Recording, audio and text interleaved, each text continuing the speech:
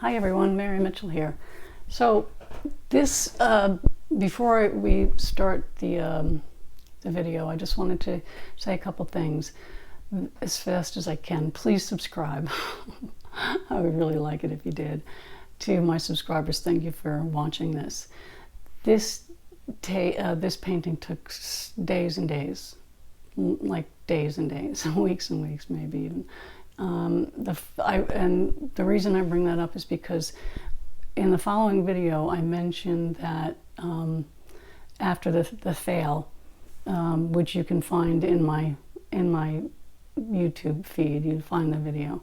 There's actually at least 2, maybe 3 about these wings. It's my angel wings, angel wings. And in that one of them, it's a major fail. And what happened was the silver leaf that I had underneath, I sealed with the type of, it's a sealant, but it's more like a varnish. It made it very slippery. And it was already slippery, silver leaf slippery anyway. However, I don't know what would have happened if I didn't apply it, because that's not what happened. Well, all I know is what happened. And what happened was, after I got done putting all the wings on and the paint, the wings just peeled right off. I peeled them right off, and you can see me do that in the video. You can see me just peel them right off and explain what I did after that. And I'm not going to go into all of that right here because you can find it in the other video. But let's suffice to say that I prepared the canvas in such a way so that that will never happen again to me. Because that was a very valuable lesson. And you know, you want these things to be there forever, as long as possible, certainly. And so anyway, that's why I'm mentioning it, is because while you're watching it, hopefully you watch it and listen to what I have to say, and hopefully learn something. Maybe just take what you want and leave the rest. You know, we can all get something out of a video for sure. I know that. I've watched so many, and I've gotten at least 1 or 2 things out of them.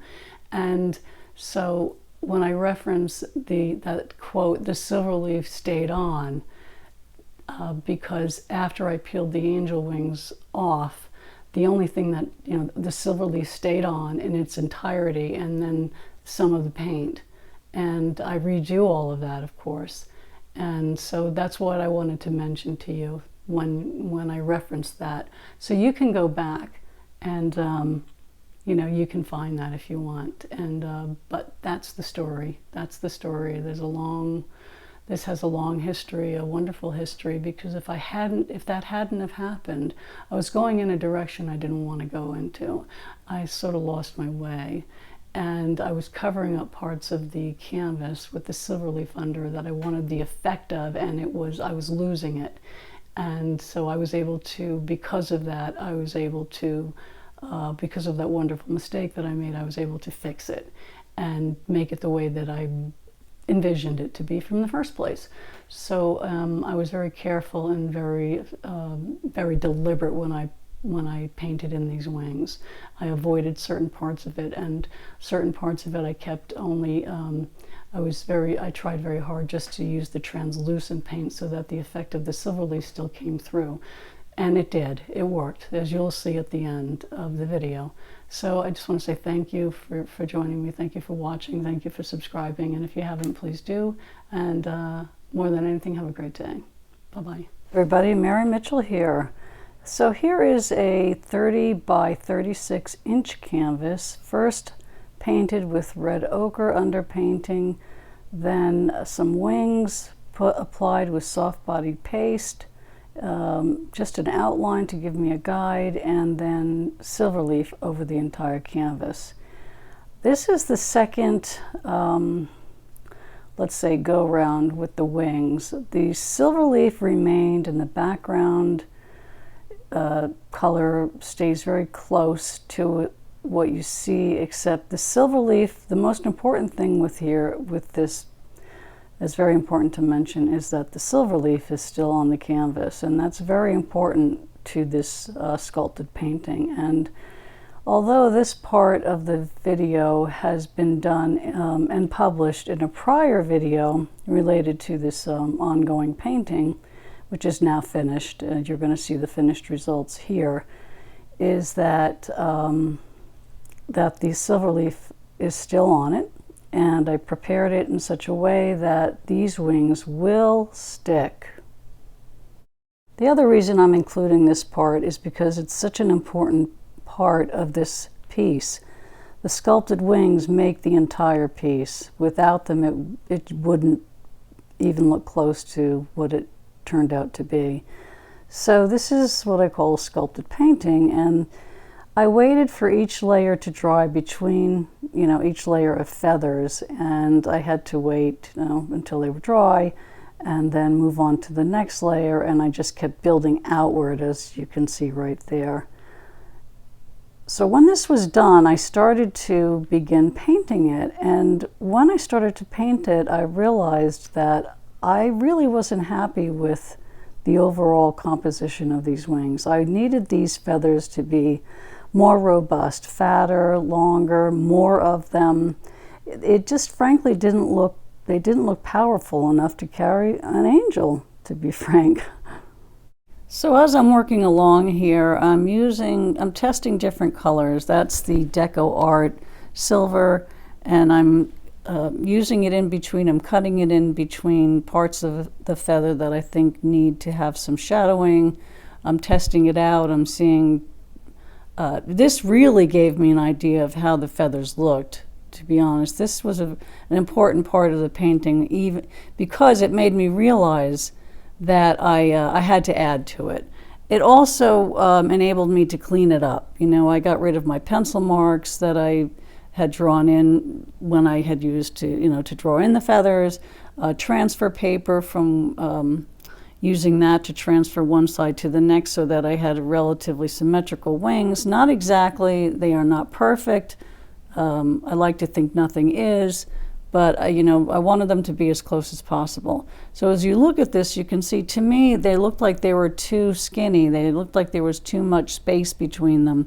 So then I realized I really wanted to build these up and create more of them. So that's what I did. So here's my paints. Now we're getting to the final stretch, I like to call it. My colors are iridescent pearl, titanium white, both golden, some silver, very fluid golden paint, right there, very fluid, because I added that here in my mix as well. Some Payne's gray, and then at the latter part of the painting I add some Arteza Ocean, what's it called? Ocean Pearl Blue, I believe it's called. And that's what was my ultimate mix and my perfect mix for the shadowing. So as you see me do here is I'm testing, as I said, I'm testing my combination, seeing what worked. And ultimately, as I'm doing this, I'm thinking, okay, what's the best way to do this? So I used filbert brushes and slant brushes, and I never used a brush that was larger than an inch wide, because it was very important for me to paint deliberately here, because there were parts within these wings that I wanted the silver leaf to still have its influence on here. So that's, that was really, it was very, very important for this painting. And there were some cases that I couldn't do that. And that's okay. So moving along, what I did do is I took the titanium white and I took the iridescent ivory and I went over each wing, avoiding areas that I didn't want. I didn't want the titanium white's opaqueness to be on certain parts of these feathers, these wings. Once I did that, I took a look at it, and then I went over the entire thing, the entire set of wings with, again, feather by feather. I might say that a few times because, as I said, it was important for this painting. I went over all of them with the iridescent ivory. Unfortunately, you're not going to see the parts where I put the shadowing in between the feathers to separate the feathers, to give it the depth and the separation that I wanted them to have, because I couldn't get my camera at the right angle and still be able to paint. I don't have, my equipment's not that sophisticated, and I know some people have trouble, even depending on the kind of television they have or speakers they have trouble with the sound. And I'm using a speaker, but still, if that's the case with you, I do apologize. But again, I don't have the sophisticated equipment that some people have. So let me just stop for a second, because I want you to look at that. That slant brush is what I used to cut into the feathers where I wanted the shadowing to be. And I used the first layer of shadowing that I put down was the combination of the iridescent ivory and that very fluid silvery color. And I mixed those together, and that was the first layer. The very first layer that I laid down was that. And that is very translucent, so it kept the integrity of the silver leaf underneath. You could paint over it and still see the effect of it, as I said before. And even when I added some Payne's Gray toward the end to make it darker, the Payne's Gray is more opaque, but still, I didn't have to add enough. Let me put it this way: I didn't have to add a lot to make it darker, so it still remained as translucent as I wanted it to be, which was very good. And then ultimately, when I added the Ocean Pearl Blue, that's also a translucent color. So my mixture really was the perfect blend, as I said, and it unified everything. Unified the back and the feathers. It really made it much more smoother, cohesive, continuity. It enhanced the back, and the back enhanced the wings. So it really worked out great.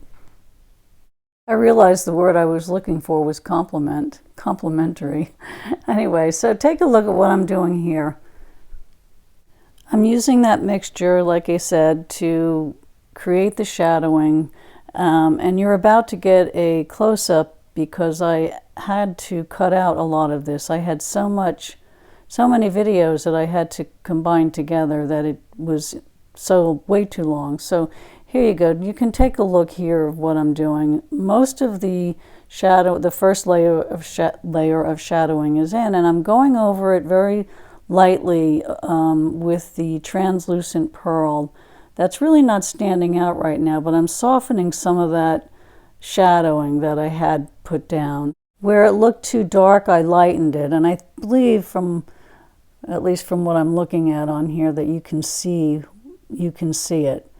The parts of the feathers that just looked too dark, I lightened, and went over certain parts of it that just seemed too dark to me. At the same time, I'm darkening where you see what you're looking at right here, inside the wings and the very deep parts of the wings where the feathers have a lot of depth. I need to really bring that out, and so I go very dark on some of them, and I just eyed it. I went back and forth and I eyed it, and I fixed it accordingly.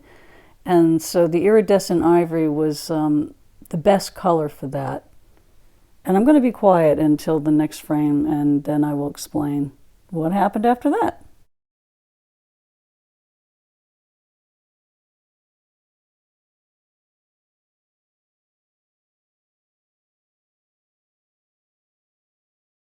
After that, what you can see here is I went over all the feathers with the iridescent ivory, and then I went back and I used titanium white only to highlight again. I really wanted parts of these feathers to stand out. I wanted the light parts to pop out and the dark parts to be dark, so to give the contrast, to give the depth. And so that's why I did so many layers. It feels like so many layers, probably about 4, maybe, and in between parts of it I had to go over. There's a lot of texture on these wings, a lot of texture. The soft-bodied paste is creates a lot of depth. And so parts of it are, there's kind of like what I call nooks and crannies in here. And so the first few layers, I was still finding little parts on the feathers, certain feathers where the paint I missed. The brush wasn't reaching it. So I had to go over and eyeball it very, very carefully to make sure that I was getting all of it. And I didn't want anything to be uncovered. I wanted there to be some coverage, even if it was just the translucent ivory. In some cases, I wanted only the translucent ivory.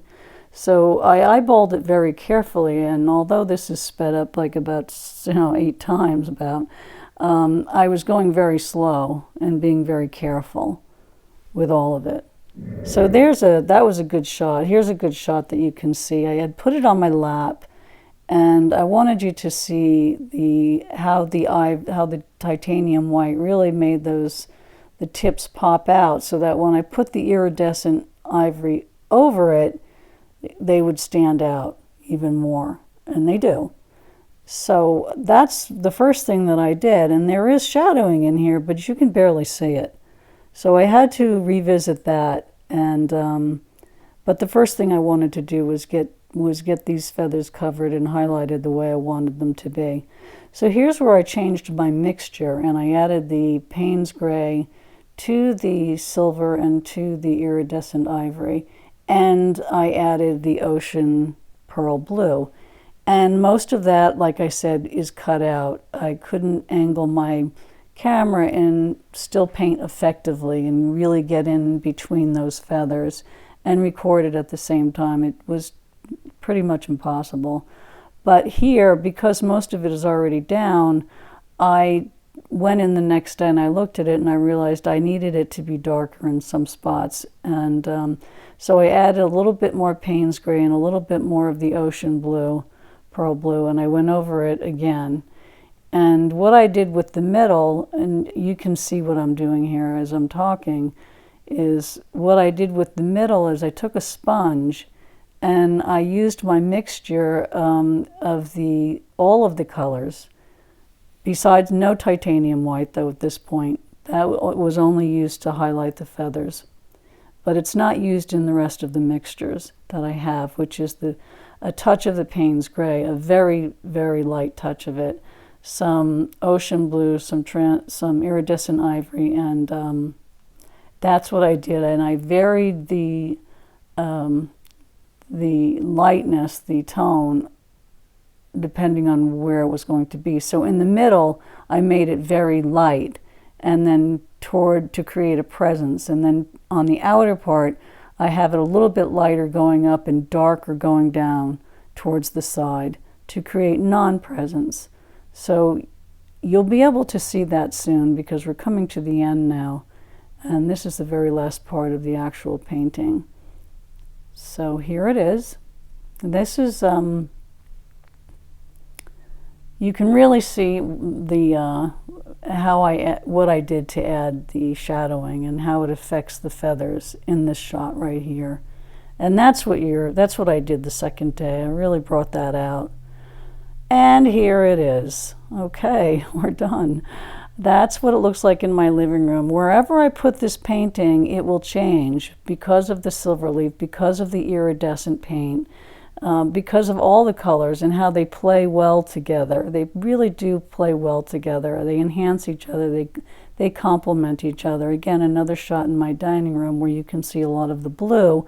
I have it tilted up onto a sort of a slant so you can see that. And so here it is in my studio where it's a little darker when I took this and darker than parts of the house in general. So the light really affects this painting is what I'm trying to say. And here are my initials. I sign on the side. And have a great day, everyone. Thanks for joining me. Bye-bye.